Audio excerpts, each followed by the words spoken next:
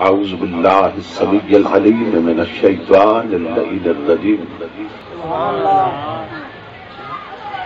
بسم الله الرحمن الرحيم.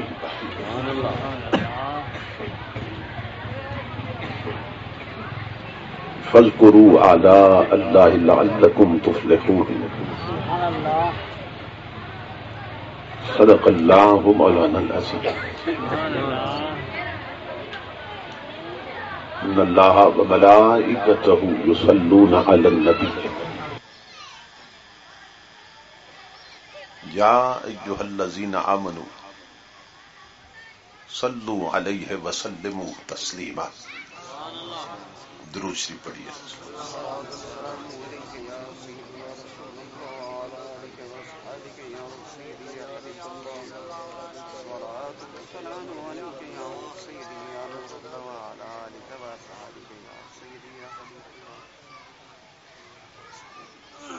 لائق صد احترام خطیب اسلام، سرمایہ ملت، یادگار اسلاف، محترم المقام حضرت علامہ مفتی محمد قسمت علی خان صاحب دامت برکاتہم العالیہ، خطیب اسلام حضرت مولانا قاری رحمت اللہ صاحب دامت برکاتہم القدسیہ، خطیب اسلام حضرت مولانا محمد تنویر صاحب، خطیب اسلام حضرت مولانا محمد نواز صاحب، خطیب اسلام حضرت مولانا محمد ابراہیم صاحب اور دیگر معزز مشائخ و علماء کرام دامت فیوزہم اور معظم حاضرین و سامعین، اللہ رب العزت کا لاکھ لاکھ شکر ہے کہ جس نے اپنی توفیق خاص سے آپ کو اور مجھے آج کی اس عظیم الشان اور کثیر البرکات میلاد النبی کانفرنس میں حاضری کا شرف عطا کیا اور اپنا اور اپنے محبوب مکرم صلی اللہ تعالی علیہ وآلہ وسلم کا ذکر پاک اور پیغام عظیم سننے اور سنانے کی توفیق عطا فرمائی. اس عظیم الشان پروگرام کے انعقاد پر میں آپ تمام حضرات کی خدمت میں بالعموم اور بلوچ فیملی کے جملہ کارکنان، سرپرستان اور معاونین کی خدمت میں بالخصوص دل کی اتھا گہرائیوں سے ہدیہ تبریک و تحسین پیش کرتا ہوں اور دعا کرتا ہوں کہ اللہ رب العزت دوستوں کی اس محنت کو اور ہم سب کی حاضری کو اپنی پاک بارگاہ میں قبول و منظور فرمائے. میں استاذ العلماء حضرت علامہ ڈاکٹر مفتی محمد قسمت علی خان صاحب کا شکر گزار ہوں کہ جن کے حکم کی تعمیل میں تاریخ کا تعین ہوا اور میں اس پاکیزہ مجلس تک پہنچا. یہاں پہنچتے ہی دوستوں نے، میزبانوں نے جس محبت کا اظہار کیا، میں دعا کرتا ہوں اللہ رب العزت ان بھائیوں کو دارین کی برکتیں اور سعادتیں عطا فرمائے. خوش بخت اور خوش نصیب ہوتے ہیں وہ لوگ جنہیں اللہ رب العزت اس طرح کی پاکیزہ محفلوں میں حاضری کا شرف عطا کرتا ہے.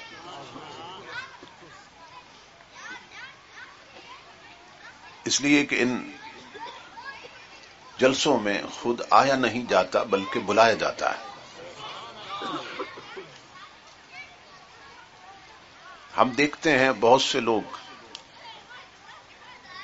بہت قریب سے نہیں آتے اور بہت سے بہت دور سے پہنچ جاتے ہیں. کئی امیر نہیں آتے مگر غریب آ جاتے ہیں. کئی بڑی عمر کے نہیں آتے مگر چھوٹی عمر کے بچے پہنچ جاتے ہیں.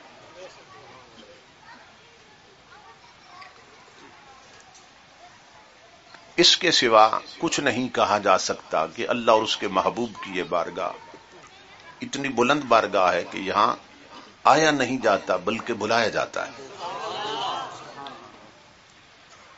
میری طلب بھی تیرے ہی کرم کا صدقہ ہے. قدم یہ اٹھتے نہیں ہیں اٹھائے جاتے ہیں.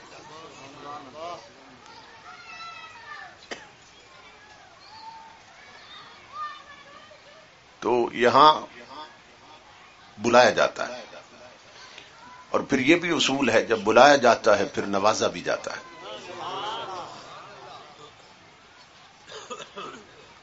نوازنا نہ ہو تو بلایا نہیں جاتا. جب بلایا جاتا ہے پھر نوازا بھی جاتا ہے.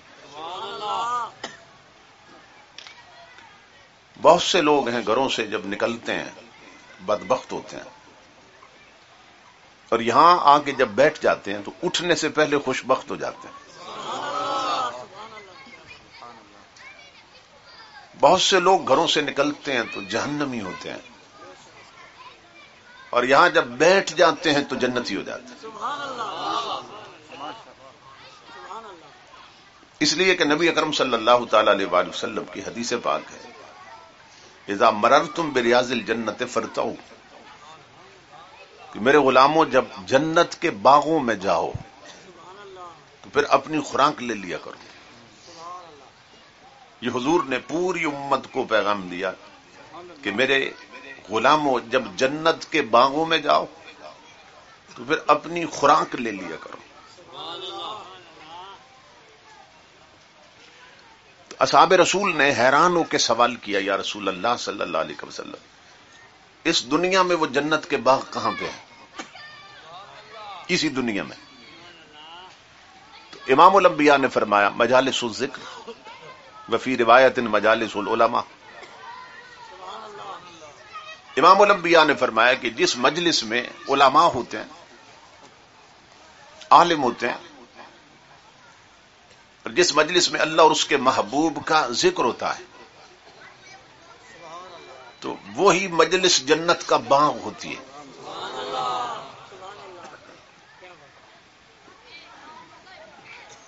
اس حدیث رسول کی روشنی میں اس وقت ہم جنت کے باغ میں ہیں. جتنا وقت یہاں گزرے گا نا اس حدیث کی روشنی میں سمجھیں کہ وہ وقت جنت میں گزر رہا ہے.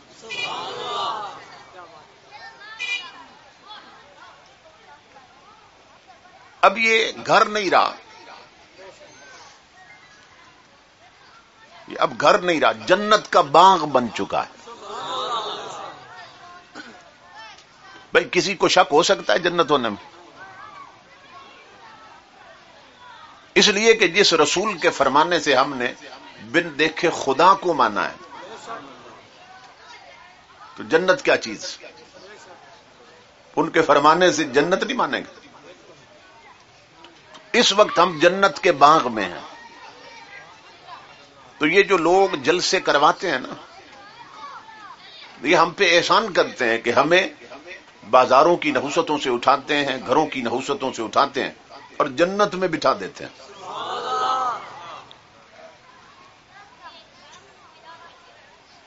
اس وقت ہم جنت کے باغ میں ہیں. اب ہے تو یہ جنت کا باغ مگر نظر نہیں آ رہا ہے تو جنت کا باغ مگر دکھائی نہیں دیتا ہے. کیوں؟ اس لیے کہ اگر دکھا دیا جائے تو پھر ایمان بالغیب نہیں رہتا. اگر دکھا دیا جائے جو ابھی تک نہیں آئے وہ بھی دوڑتے آئیں گے. مگر اللہ رب العزت فرماتا ہے میں دکھا کے نہیں منوانا چاہتا. دکھا سکتا ہوں مگر دکھا کے نہیں منوانا چاہتا. میں ہر بات اپنے رسول سے سنوا کے منوانا چاہتا ہوں.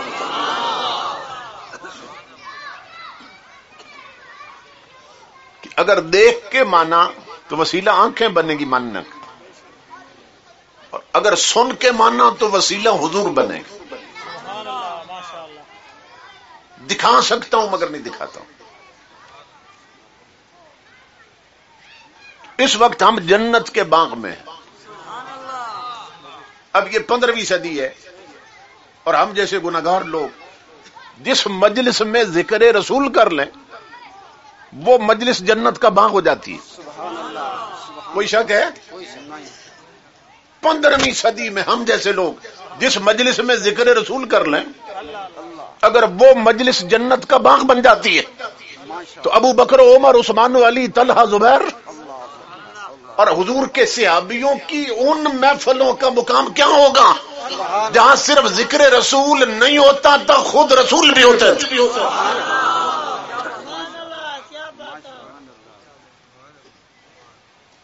اصحاب کی عظمت کو کوئی پا سکتا ہے کہ جن کی محفلوں میں صرف ذکر رسول نہیں ہوتا تھا، خود رسول بھی بیٹھے ہوتے تھے۔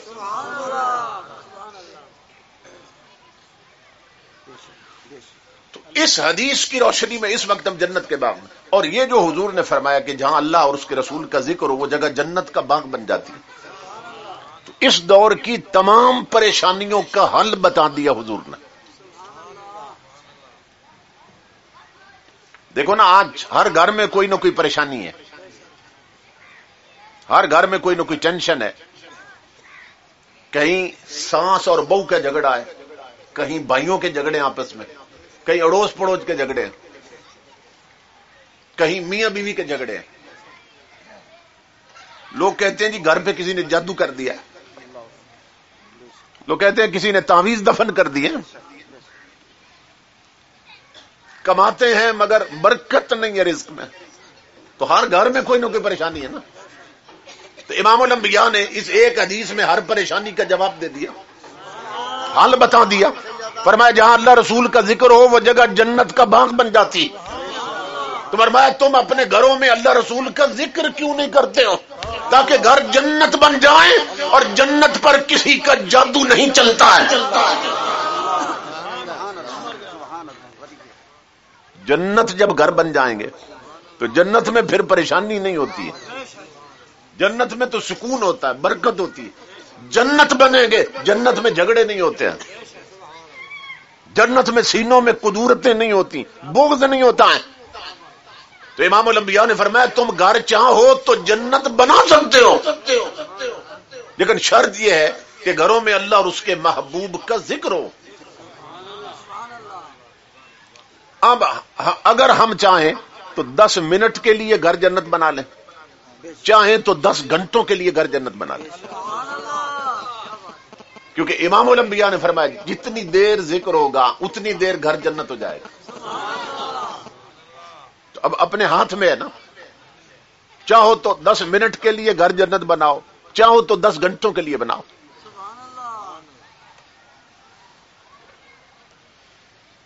ہمیں نا ان چیزوں کی طرف توجہ کی ضرورت۔ حضرت سلیمان علیہ السلام اللہ کے نبی ہیں، مگر اپنے گھر میں نا اپنی بیویوں میں، اپنی بیٹیوں میں، بیٹوں میں ٹائم ٹیبل بنا دیا تھا، آپ نے سب کا وقت مقرر کر دیا تھا کہ اگر 1 گھنٹے کے لیے ایک بیوی مصلی پہ اللہ اللہ کر رہی ہے نا تو اس کے اٹھنے سے پہلے دوسری بیٹھ جاتی تھی، اس کے اٹھنے سے پہلے تیسری بیٹھ جاتی تھی، وہ نہیں اٹھتی تھی کہ بیٹی بیٹھ جاتی تھی، ابھی بیٹی اللہ اللہ کر کے نہیں اٹھتی تھی کہ بیٹا بیٹھ جاتا تھا۔ تو مفسرین لکھتے ہیں حضرت سلیمان علیہ السلام کے گھر میں 24 گھنٹوں میں 1 منٹ بھی ایسا نہیں گزرتا تھا جب خدا کا ذکر نہ ہو رہا ہو۔ تو حضرت سلیمان علیہ السلام نے انہوں نے کیا کر رکھا تھا، 24 گھنٹوں کے لیے گھر جنت بنا لیا تھا۔ اب یہ تو ہمارے اپنے ہاتھ میں ہے نا، چاہیں تو گھروں کو جنت بنا لیں اور چاہیں تو انہیں جہنم بنا لیں، کیونکہ جن گھروں میں گانے چلتے ہیں نا، فلمیں چلتی ہیں، ڈرامے چلتے ہیں، نغمے اور گیت چلتے ہیں، وہ گھر پھر جنت نہیں بنتے، کیونکہ وہاں لعنتیں اترتی ہیں، وہاں اللہ کا غضب اترتا ہے۔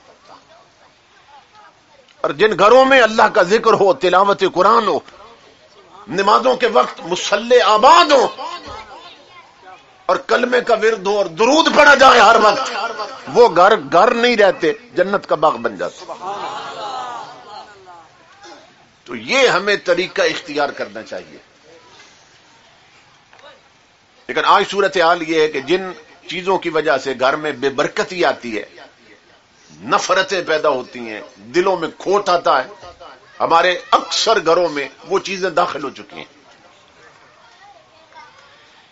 مثلا امام الانبیاء نے فرمایا، حضور نے فرمایا صوتان ملعونان فی الدنیا والآخرہ، دو آوازیں ایسی ہیں اللہ کو اتنی ناپسند ہیں، وہ آوازیں کہ جس جگہ سے آواز اٹھتی ہے نا، اوپر سے اللہ کی لعنت اترتی ہے۔ توجہ سے سنیں یہ بات، اللہ کو یہ دو آوازیں اتنی ناپسند ہیں کہ جہاں سے اٹھے اوپر سے لعنت اترتی۔ کون کون سی آوازیں؟ رنت عند مصیبت و مزمار عند نغمت۔ امام الانبیاء نے فرمایا جس گھر میں کوئی فوت ہو جائے، کسی کی موت ہو جائے، اس گھر میں جب میت پر عورتیں اونچی آواز میں چیخنے لگ جاتی ہیں، رونے لگ جاتی ہیں، اونچی آواز میں بین کرنے لگ جاتی ہیں، وین کرنے لگ جاتی ہیں، تو اوپر سے لعنت اترتی ہے۔ میت پر پیٹنا یہ تو اس سے بھی بڑا حرام کام ہے۔ اور نبی اکرم صلی اللہ تعالی علیہ وآلہ وسلم نے فرمایا، بخاری شریف کی حدیث، فلیس منا، بات ہی یہاں سے شروع کی حضور نے، من ضرب الخدود وشق الجیوب ودعا بدعوی الجاہلیہ۔ حضور فرماتے ہیں کہ جس نے کسی کی موت پر، مصیبت آنے پر ماتم کیا، پیٹا یا کپڑے پھاڑے یا بین کیے میت پر، امام الانبیاء فرماتے ہیں اس کا میری امت سے کوئی تعلق نہیں ہے۔ یعنی میت پر پیٹنا تو اس سے بھی بڑا حرام کام ہے۔ رونے پہ پابندی نہیں ہے، جو بے اختیار رونا، آنسو آتے ہیں نا، وہ جائز ہے، اس کی اجازت۔ زبان کو پابند کر دیا، بین نہیں کر سکتے، ہاتھوں کو پابند کر دیا، پیٹ نہیں سکتے ہیں، میت پر لعنت اترتی ہے۔ امام الانبیاء کے غلاموں، عورت جب اونچی آواز میں روتی ہے نا، تو اس کی آواز غیر محرموں کے کانوں تک جاتی ہے، اور جس طرح عورت کے چہرے اور جسم کا پردہ ہے، اسی طرح آواز کا بھی پردہ ہے، اس لیے لعنت اترتی ہے۔ دیکھیں نا، ہماری مائیں بہنیں بیٹیاں مسجد میں اذان دے سکتی ہیں، حالانکہ اللہ کا نام ہی لینا ہے نا، تو کیوں نہیں اذان دے سکتے؟ اس لیے کہ عورت کی آواز کا بھی پردہ ہے۔ حالانکہ عورتیں مسجد میں اذان دیں گی، اللہ اکبر کہیں گی نا، اللہ کا ذکر ہے اور اللہ کا ذکر عبادت، مگر عورت کو اجازت نہیں دی اسلام اور شریعت نے کہ مسجد میں اذان دے۔ کیوں؟ اللہ فرماتا ہے عورتوں، مجھے وہ اپنی عبادت بھی قبول نہیں جس میں تمہارا پردہ خراب ہو جائے۔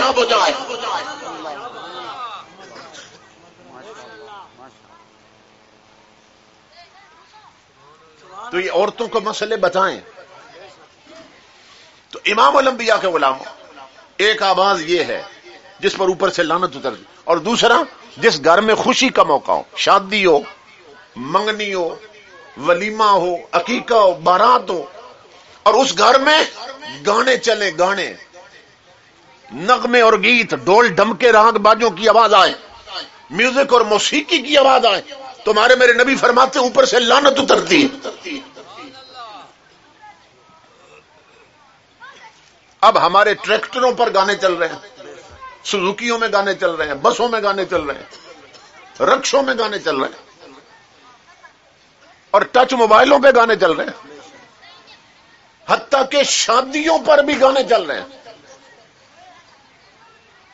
ہوٹلوں پر گانے چل رہے ہیں، گھروں میں ٹی وی ہیں گانے چل رہے ہیں، کوچوں میں بیٹھو تو گانے اور فلمیں چل رہی ہیں۔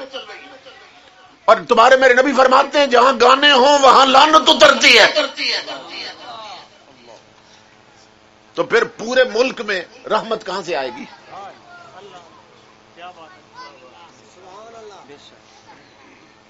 کوئی جگہ چھوڑی ہے ظالموں نے کہ جہاں گانے نہ ہو؟ ہمارے حرام خور وزیر گانوں کی محفلوں کی سرپرستی کرتے ہیں، اور ہمارے بے ضمیر صدر و وزیر اعظم فلموں میں کام کرنے والی طوائفوں کو انعام دیتے ہیں۔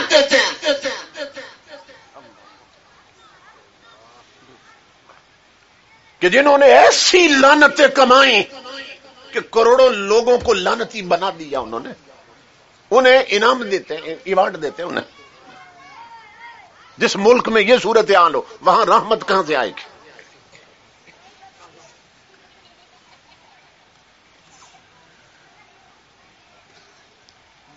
پہلے لوگ بیل ہوتے تھے نا، بیل پیچھے لکڑی کا ہل ہوتا تھا، زمیندار لوگ ہل چلاتے تھے، اور جس دن ہل چلانا ہوتا وضو کر کے جاتے تھے، بسم اللہ پڑھ کے زمین میں قدم رکھتے تھے، اور ہل چلاتے چلاتے حضور پہ درود پڑھتے رہتے، کلمے کا ورد کرتے تھے، پھر بیج ڈالتے تو بسم اللہ پڑھتے، تو ہر دانے پر اللہ کی رحمت اترتی تھی۔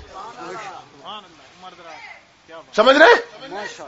اور وہ گندم اٹھا کر جب گھر میں لاتے تھے نا، چونکہ بسم اللہ بنیاد تھی اس کی، کلمے کا ورد ہوتا رہا ہے ہل چلانے میں، تو امام الانبیاء کے علماء لکھتے ہیں کہ ان گھروں کی روٹی کھانے والے مریضوں کو شفا ہو جاتی تھی۔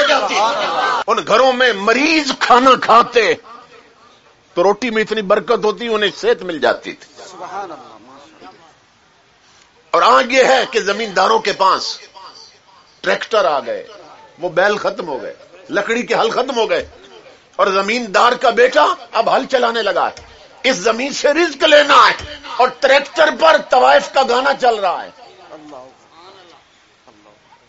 بیج پھینکا جا رہا ہے، ٹریکٹر پر گانا چل رہا ہے، ہر دانے پر رب کی لعنت اتار لی ہے۔ تو اس طرح کا رزق کھانے والوں کی گود میں غازی اور نمازی پیدا نہیں ہوتے، غدار پیدا ہوتے ہیں، دین کے دشمن پیدا ہوتے ہیں، رب رسول کے باغی پیدا ہوتے ہیں۔ اس لیے امام الانبیاء کے غلاموں ہمیں اپنی زندگیاں بدلنے کی ضرورت ہے تاکہ اسلام کے سانچے میں ڈل جائے۔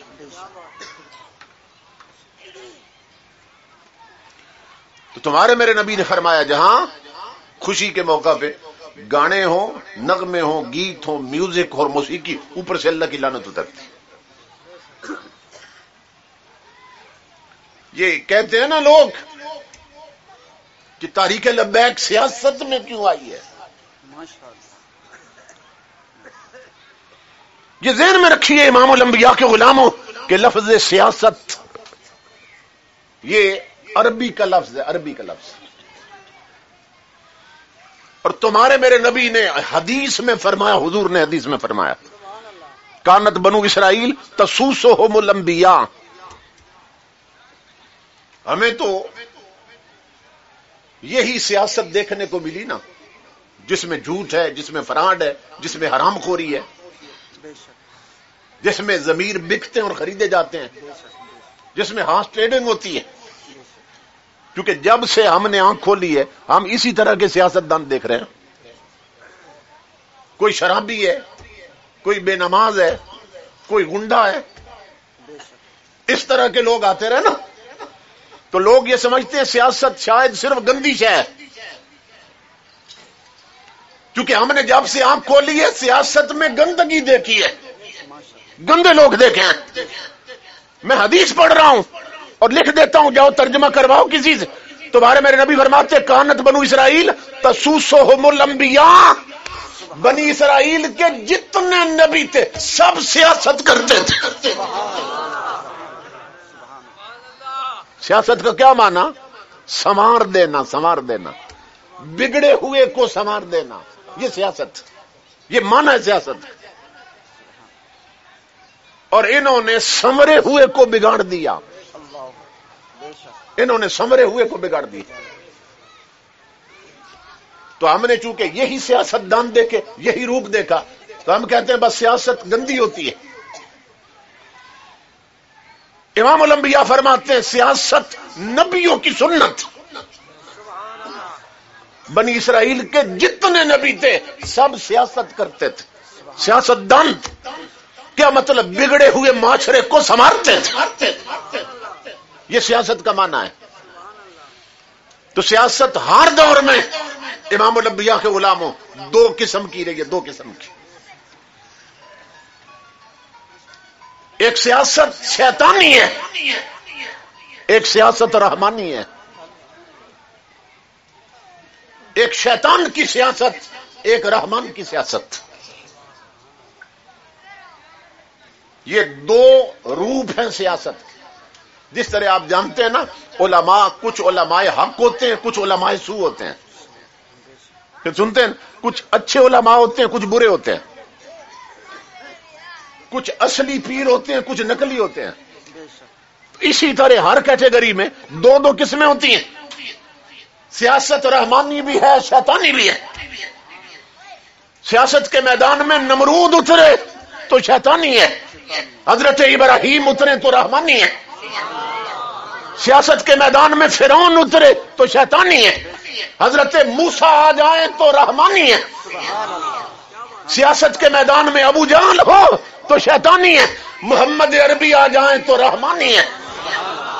سیاست کے میدان میں منکرین زکات اترے تو شیطانی ہے، ابو بکر صدیق آ جائیں تو رحمانی ہے.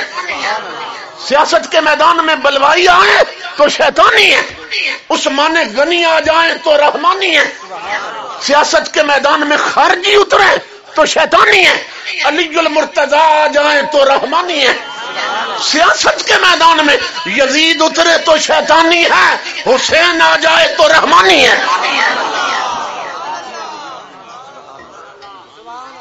ہر دور میں سیاست کے دو روپ رہے. سیاست کے میدان میں مامون اتر آئے تو شیطانی ہے، امام احمد ابن حنبل آ جائیں تو رحمانی ہے. سیاست کے میدان میں جلال الدین اکبر آ جائے تو شیطانی ہے، مجدد الافسانی آ جائیں تو رحمانی ہے. اور اپنے ملک میں آ جاؤ، سیاست کے میدان میں یہ خان آ جائے، یہ نواز شریف آ جائے، پیپل پارٹی کے حکمران آ جائیں تو شیطانی ہے، اور خادم حسین آ جائے تو رحمانی ہے.